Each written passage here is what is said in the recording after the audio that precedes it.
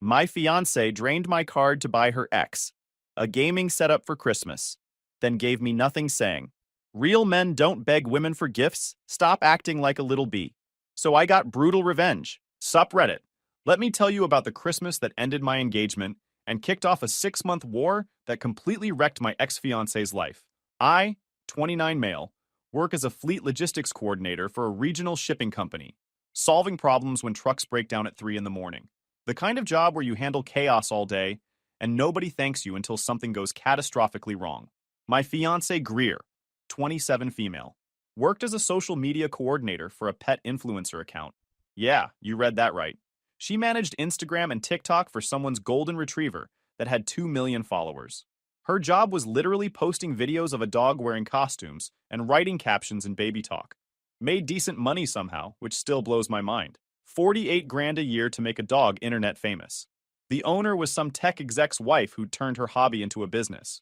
We'd been together 3 years, engaged for about 8 months when everything imploded. And looking back, there were warning signs I just chose to ignore because the chemistry was good and I was an idiot. Here's the thing about Greer's money philosophy that should have sent me running. We split rent and utilities evenly. She paid for her own gas and handled her personal bills. Normal roommate stuff. But anything relating to us as a couple, anything romantic or relationship-focused, that was supposed to fall on me exclusively. Dates were my responsibility. Trips were my contribution. Special occasions meant I paid. According to her worldview, men should handle the romantic gestures and financial heavy lifting in relationships. That's just natural order. Traditional values, masculine responsibility. She genuinely believed this.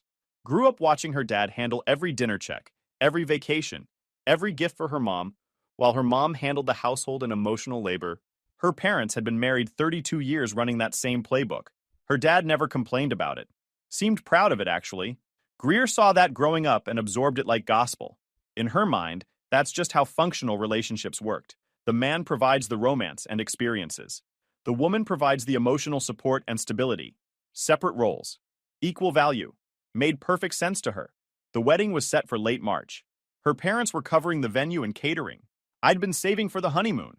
About $6,500 stacked in a dedicated account. Every penny from my own paychecks. She'd contributed to smaller wedding expenses like invitations and alterations. But the big romantic gesture stuff, the honeymoon especially, that was all on me according to her rules. 2 weeks in Costa Rica, at a 5-star resort she'd picked after extensive research. I didn't mind the price because we were building a life together. Christmas Eve was supposed to be special. Dinner at her parents' place, the whole extended family there. Aunts, uncles, cousins, about 20 people total. Her mom had gone all out with decorations and food. Very Christmassy. Everyone exchanging gifts. I'd gotten Greer a designer watch she'd mentioned wanting. $450. Wrapped it carefully. Handed it to her in front of everyone. She opened it. Face lit up. Hugged me. Showed it off to her mother and sister. Put it on immediately. Took about 6 selfies with it before we'd even finished opening presents. Posted one to her Instagram story with the caption, "Blessed beyond measure," and a bunch of heart emojis. Her phone kept buzzing with likes and comments while other people were still unwrapping gifts. Her cousin asked what brand it was. Greer went into this whole explanation about the craftsmanship and limited edition line. Kept rotating her wrist to catch the light. Her aunt commented that I must really love her. Greer agreed without looking at me. Too busy posing for another photo. Then it was my turn. She handed me a small gift bag. I opened it. Inside was a $10 Starbucks gift card. I looked at it for a second, then looked at the watch on her wrist. 450 versus 10. The math wasn't complicated. I set the bag on the coffee table without comment. The room went dead silent. Her family was watching. Greer was still admiring her watch, taking more photos, showing different angles to her cousins. Hadn't even looked at me to see my reaction to what she'd given me. Her aunt made some comment about how beautiful the watch was, and Greer launched into explaining the brand and how she'd wanted this exact model for months. Her sister Ashley broke the silence. "So what did you get him, G?" Greer glanced over casually. "Coffee card. Practical stuff he can actually use." Ashley's expression shifted slightly. She'd seen the watch, knew what I'd spent, looked uncomfortable, made eye contact with me briefly, then looked away quick. Her brother mumbled something about checking on the kids, left the room. 2 of her cousins suddenly got very interested in their phones. The energy in that living room dropped like someone had opened a window in January. Greer's mom started passing out more gifts to other family members, moving things along, started asking her brother about his kid's school play coming up. Anything to shift the energy. About 20 minutes later, while people were cleaning up wrapping paper, Greer pulled me aside into the kitchen. She had this irritated look on her face. You could have at least acted more grateful. I put thought into that gift. I looked at her calmly. I said thank you. Barely. You just set it down like it was nothing. My whole family noticed. What exactly did you want me to do? She crossed her arms. I don't know. Maybe show some appreciation. Be excited about it? I remembered you drink coffee. I thought it was thoughtful. I didn't respond. Just looked at her. She got more worked up. This is ridiculous. You know what your problem is? You expect too much. Real men don't sit around keeping score about what women spend on them. It's honestly kind of embarrassing how you're acting right now. My phone buzzed in my pocket. Text alert. I pulled it out. Fraud alert from my credit card company. Transaction flagged for review. Best Buy, $4,763. Card present. December 23rd, 3:47 p.m. Did you authorize this purchase? Reply yes or no. I stared at the screen. $4,763. Best Buy, yesterday. I'd been at work. Hadn't been to Best Buy in months. My wallet felt lighter in my pocket than usual. I pulled it out and checked. Card was there. But something clicked. Yesterday, I'd left my wallet on the kitchen counter while I showered after work. Greer had been home. I'd found it moved to the coffee table later. Didn't think anything of it at the time. Greer was still talking. You know what your problem is? You expect too much. Real men don't ask women for money or gifts. Stop acting so feminine about everything. You sound like a little princess sometimes, honestly. Said it like she was explaining gravity to a kid. She wasn't being playful. It was straight manipulation. I looked up from my phone, looked at her directly. She was still going on about masculine responsibility and how I needed to get over myself. I interrupted her mid-sentence. I need some air. What? We're in the middle of a conversation. We're done here. I walked out of the kitchen, grabbed my jacket. Her dad was asking if everything was okay. I said I wasn't feeling well. Needed to head out early. Apologized for cutting the night short. Kept it polite and brief. Greer followed me to the door, trying to laugh it off, saying I was overreacting, that we could talk about whatever was bothering me right now. I didn't respond. Walked to my truck. Sat in the driver's seat. Opened my banking app. Checked recent transactions. There it was. Best Buy on Route 22. December 23rd. $4,763. In-store purchase. Physical card present. Chip verified. Timestamp 3:47 p.m. I'd been at work until 6 that day. Nowhere near that store. I pulled up my work calendar just to confirm.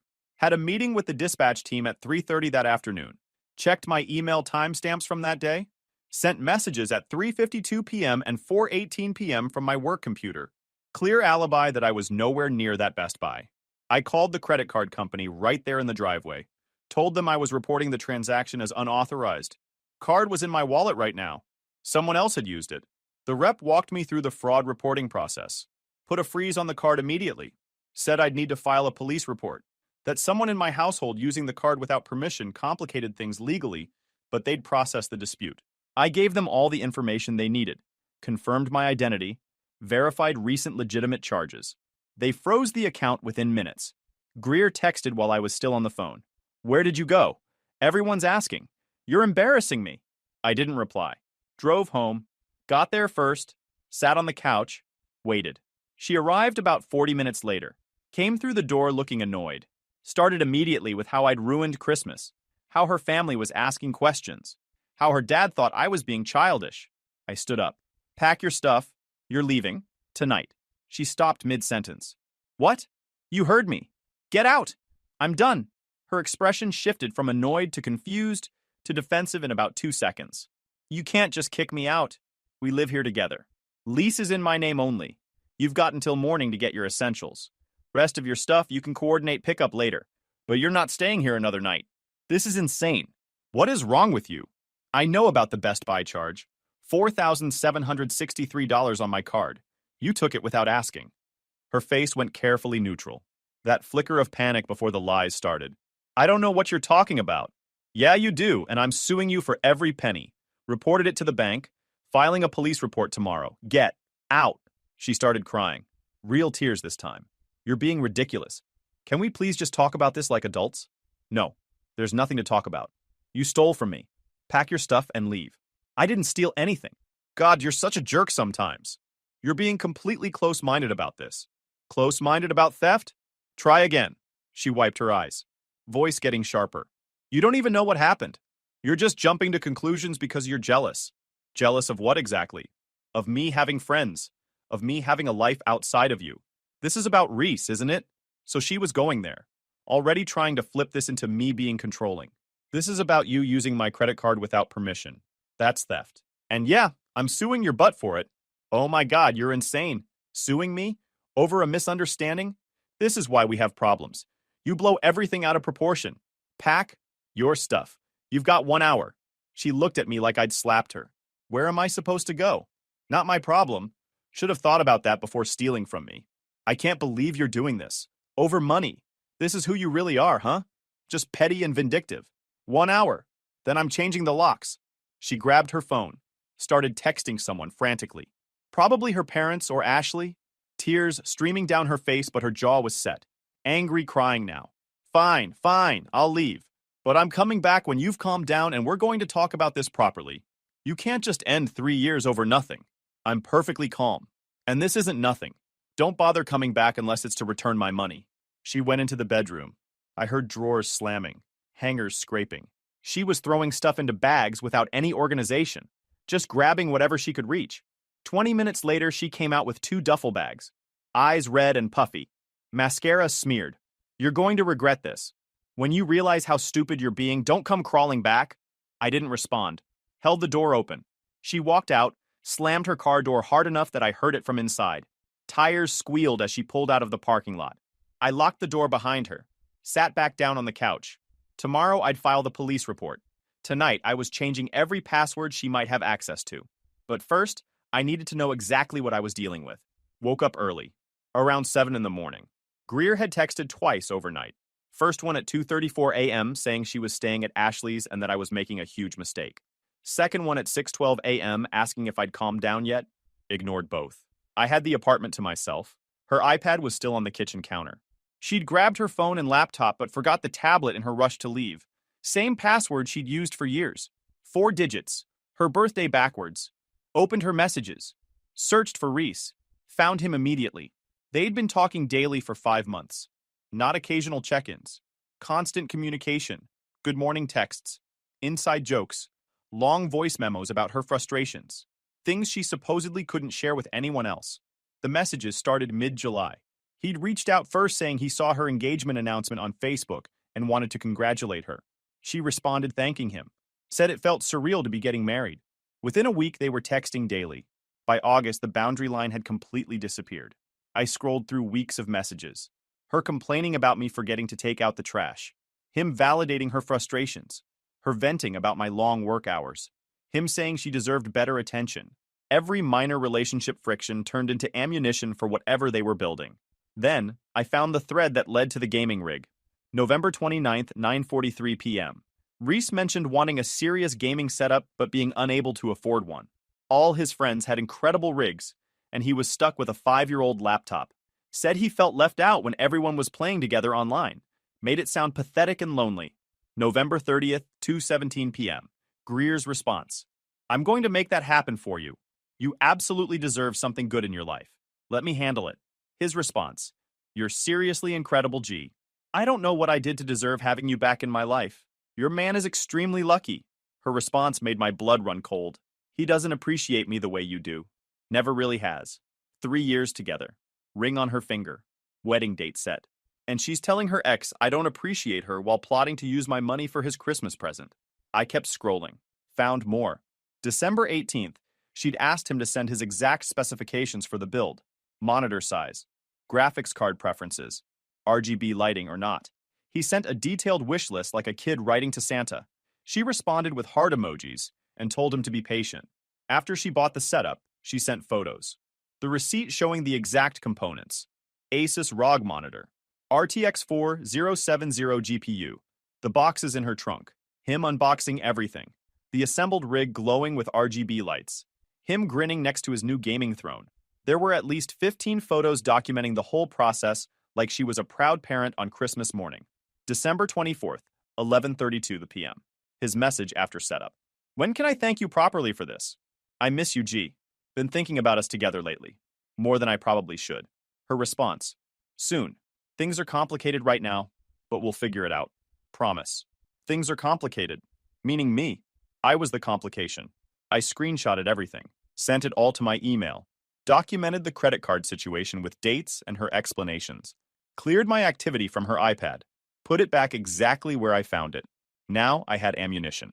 Hard evidence of what she'd been doing behind my back for months. The theft wasn't just theft. It was her funding a relationship with her ex using my money while I saved for our honeymoon. Went straight to the police station. The police station smelled like industrial cleaner and stale coffee. Walked in at 8:30. Asked to file a report for credit card fraud. The deputy was an older guy, mid-50s, looked like he'd heard every variation of human stupidity. I explained the situation. Unauthorized credit card use. $4,700 charge I didn't make. Card taken from my wallet without permission by someone I lived with. Used to buy property for a third party. Card was frozen as of last night. He took notes. Asked the standard questions. When I discovered it. When it occurred. Who had access? I showed him my wallet with the card still present. His expression shifted when I said, Fiancée. You could see him mentally filing this under messy domestic situation instead of fraud. Did I confront her? Yes. Last night. She denied it initially.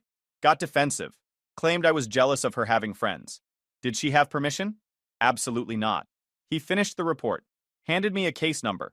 Said the detective division would review it, but domestic financial disputes usually got lower priority unless there was clear ongoing criminal activity. I asked what that meant practically. He said honestly, these situations typically got handled through civil court rather than criminal prosecution. The bank would use the police report during their fraud investigation. I could use it for small claims court if I wanted to pursue her for the money. Said I'd probably seen the last of those funds unless I wanted to lawyer up and fight for it. His tone suggested most people just cut their losses and moved on. I thanked him for the report. Didn't mention that I had zero intention of cutting my losses. I had my report. I had my documentation. That was all I needed. Went straight to the bank. Showed them the police report. Explained everything. The fraud investigator had me sign an affidavit stating I hadn't authorized the charge. Said they'd process the dispute, but it could take 60 to 90 days. In the meantime, I'd be responsible for the charge until their investigation concluded. She recommended getting a new card number. Already done. Card was frozen last night. I also opened a completely new checking account. Transferred my savings. Changed my direct deposit. Made absolutely certain Greer's name wasn't on anything. Asked specifically if there were any accounts or authorized users I was forgetting. The rep checked everything. Confirmed Greer had zero access to any of my finances. Never had. I'd kept everything separate from day one because something in my gut told me to. Contacted my landlord about the situation. Explained I needed to secure the unit and arrange supervised property retrieval for my ex-fiancée. The lease was only in my name. He understood completely. Said he'd coordinated these situations before. Asked if I felt safe or needed to change the locks immediately. I said I'd already changed them this morning. He said he'd draw up the 30-day notice that afternoon. All by the book. Changed all my passwords, email, banking, social media, streaming services. Shut down every access point into my digital life. Went through my phone and laptop changing everything. Took 2 hours. But when I finished, Greer was completely locked out. Froze my credit with all 3 bureaus. Made it impossible for anyone to open accounts in my name.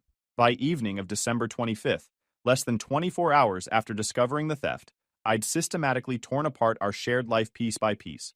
Greer had no idea how thoroughly I'd documented everything.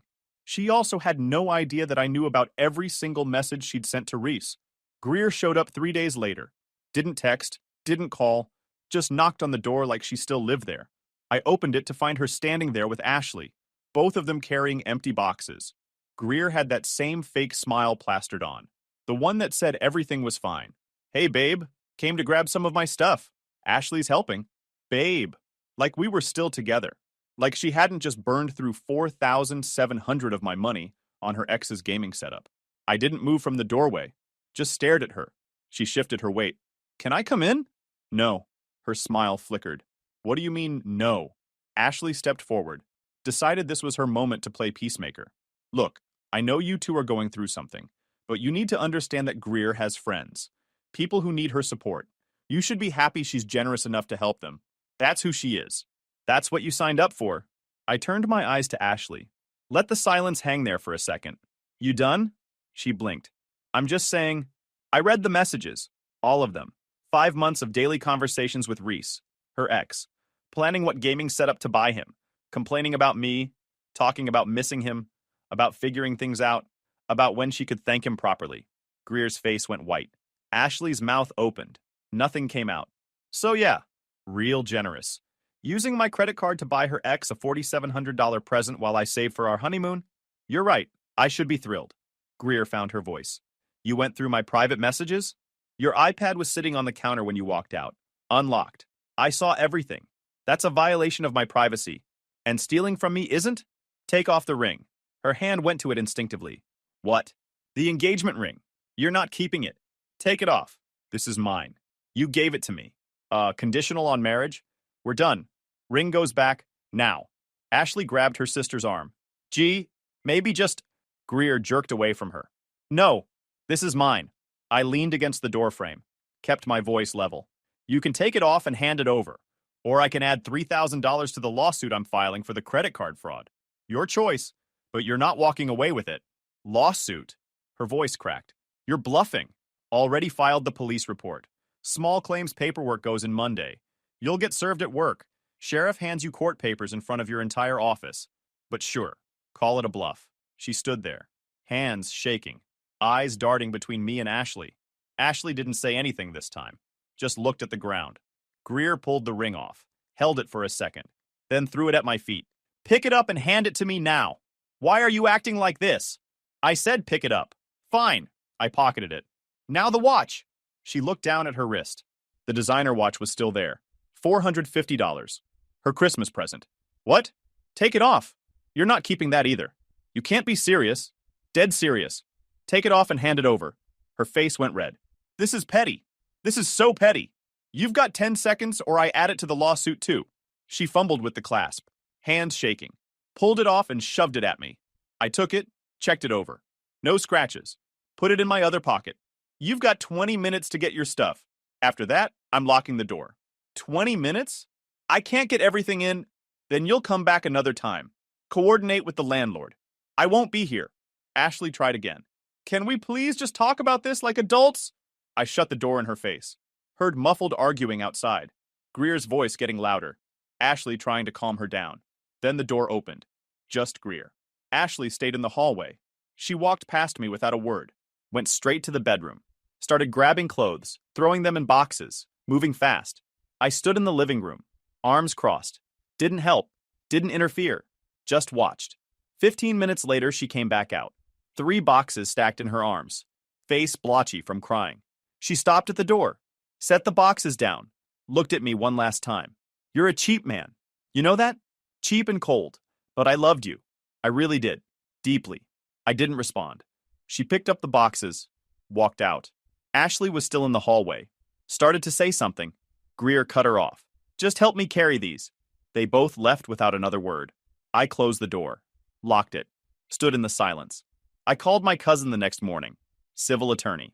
Laid out everything. He asked if I wanted to pursue this or just move on. I said every penny back. Small claims in New Jersey is capped at $5,000, and my total wasn't. So I filed in special civil part instead. It's still the I'm not hiring a whole legal Avengers team court, just with a higher ceiling. Goes up to $20,000. My cousin turned my rage into clean, dead-eyed demand letters. To Greer, $47,663. 10 days or I file.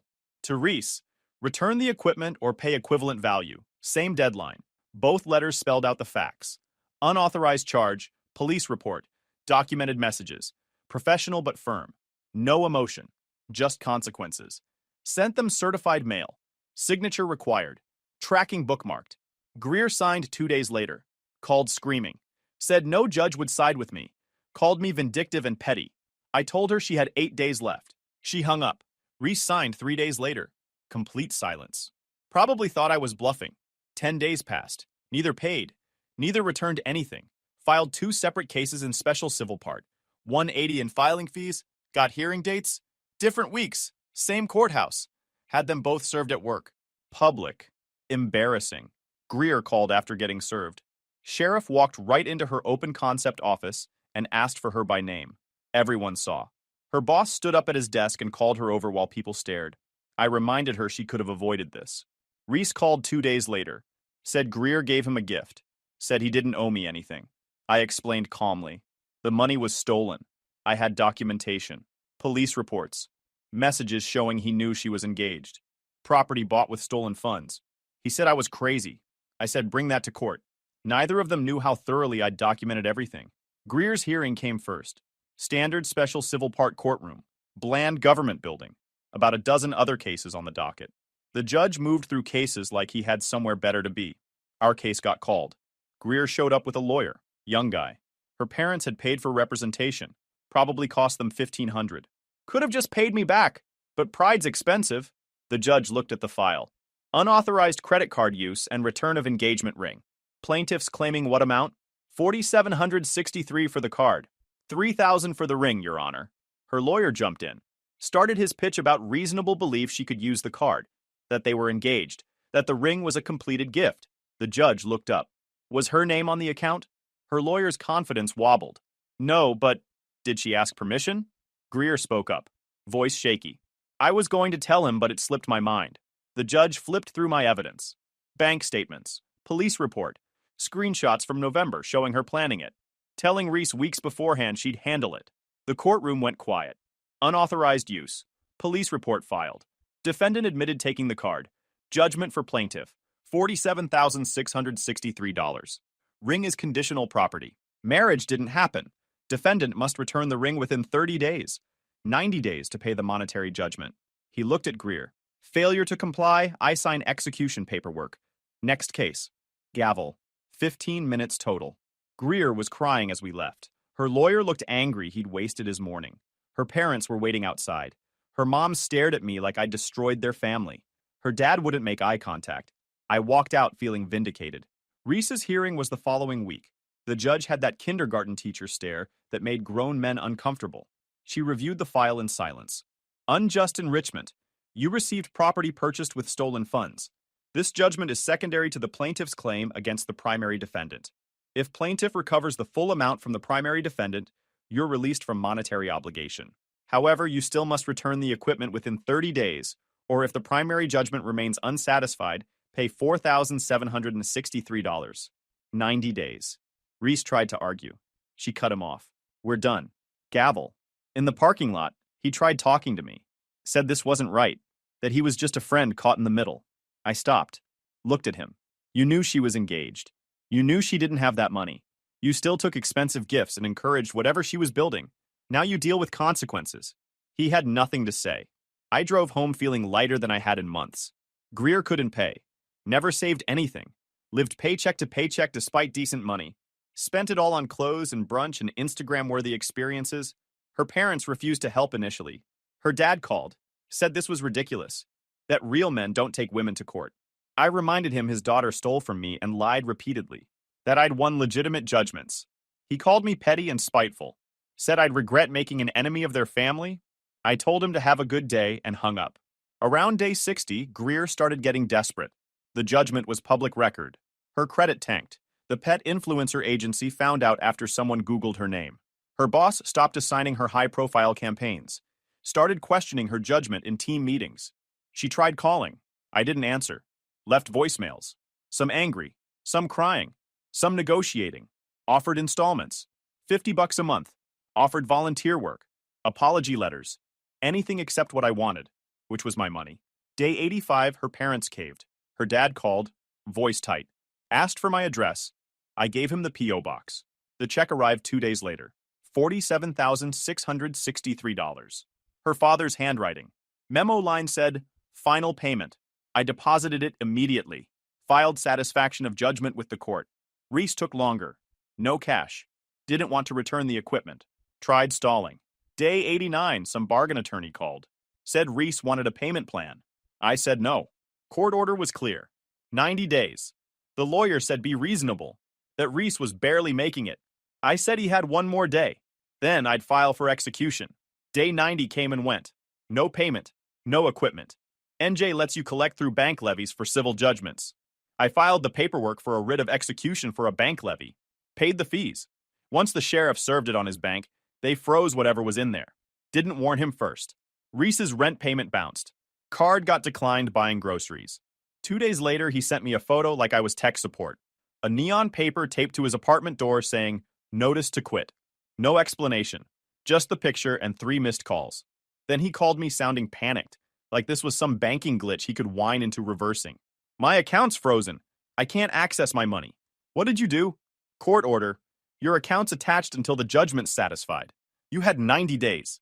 "This is insane. I have bills. You had options. Return the equipment. Pay the judgment. You chose neither." "I need the rig for work. I do freelance editing." Should have thought about that before accepting stolen property or ignoring a court order for 90 days. He tried explaining his financial situation like it mattered. I let him talk himself out. "Return the equipment or the attachment stays until you've paid every dollar plus interest. Since Greer's parents already paid the primary judgment, you're off the hook for the money. But the equipment still needs to come back. Judge's orders." He hung up. Week later, I got notified he'd returned it. Dropped it at the courthouse. Constable verified everything matched. I picked it up that afternoon. Sold it on Facebook Marketplace for $3,800. Not a bad return considering I'd already been paid back the original amount by Greer's parents. Filed satisfaction of judgment for Reese. Case closed. Greer's parents helped her into a small studio across town. Major downgrade. She sent one final text. "You won. Hope you're satisfied." I didn't respond. The bank's fraud investigation concluded after about 4 months. They confirmed the charge was unauthorized based on the police report and court judgment showing I'd recovered the funds through legal means. Since I'd already been made whole through the judgment, they closed the investigation without issuing a refund. Everything balanced out. Bought myself that tackle box I'd wanted. $200. New rod. Quality lures. Started dating again. Met someone at a cookout. She had her life together.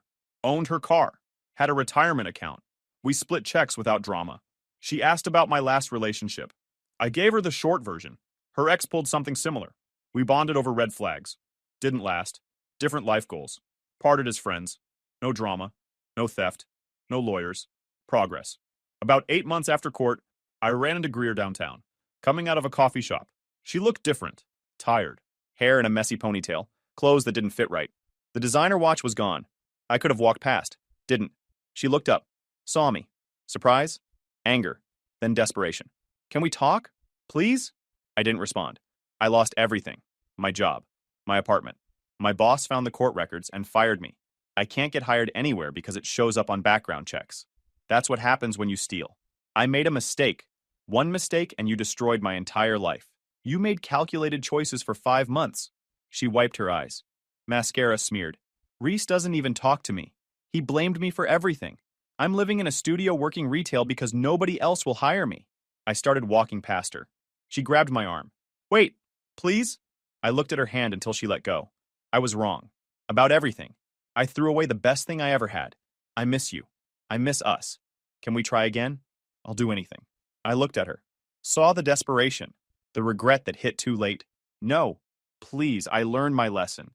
I'll never take you for granted again. Just give me one more chance. You had your chance. You spent it buying your ex a gaming rig with my money while planning our wedding. That's not fair. It's exactly fair. You made your choices. Live with them. She was fully crying now. I still love you. I was just confused. But I know now. I know what I lost. People were staring. You don't love me. You love what I provided. Stability. Someone who handled everything while you played. That's gone. I made one bad choice, and you punished me like I was nothing. You made me feel like nothing first. Remember Christmas? Remember telling me real men don't expect gifts? She flinched. I was wrong. You were right, though. Real men don't beg. They don't negotiate with people who disrespect them. They just leave. So you're just going to walk away and leave me like this? You left yourself like this. I just stopped cleaning up after you. She reached for me again. I stepped back. Please take me back. I'll sign whatever you want. A prenup. Separate accounts. I can't do this without you. There it was. She couldn't do it without me. Never could. You'll figure it out. Or you won't. Not my problem anymore. How can you be so cold? After 3 years? You threw us away when you stole from me. I'm just accepting reality. Something you should try. I hate you. Bitter now. Tears streaming. I hate you for being so heartless. No. You hate that actions have consequences. I walked past her. She called after me. You're going to regret this. When you're alone, you'll realize you threw away someone who actually loved you. Kept walking. Didn't look back. Got to my truck. Sat there for a minute. Phone buzzed. Text from Greer. I'm sorry. For everything. I wish I could go back and do everything differently. You deserved better. I hope someday you can forgive me. I'll always love you. Deleted it. Blocked her number. Started the truck. Went fishing that weekend. Caught 3 bass and a catfish. Kept the catfish. Cooked it with lemon pepper. That was closure. Guys, we are so close to hit 100,000 subscribers on this channel. If you are not subscribed to the channel, please consider subscribing. It really helps hit that 100,000 mark. Thanks for making this dream come true.